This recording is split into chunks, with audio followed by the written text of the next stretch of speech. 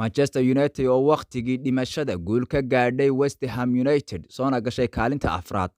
Kooxda Manchester United ayaa si dirqiya ku baxsatay galabta.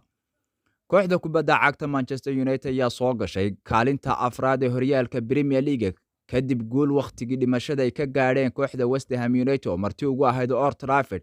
Cavani oo badal ku soo galay waqtigii dheeriga ahaa ayaa lagu daray ciyaarta waxaana kubad hadiyad ah goolka u hordhigay Marcus Rashford, kaasoo niyad jabiyey ku riday kooxda West Ham United oo dadaal badan samaysay. Rafael ayaa dabaaldeg sameeyey gudaha garoonka Old Trafford waxaana qosol iyo rayn ka muuqatay dhammaan ciyaartoyda sida Cristiano Ronaldo kubadda bada khasaareeyay dhoolla-cadayntiisuna aad u badnayd.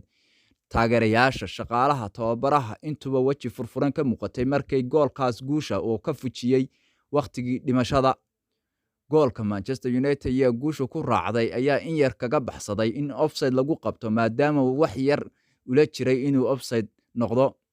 Natiijada ciyaarta ka dhignayd Manchester United yeelatay 38 dhibcood waxaana hal dhibic ay ka sareysaa kooxda West Ham oo leh 37 dhibcood haysatana iyadoo una dhacday booska lixaad.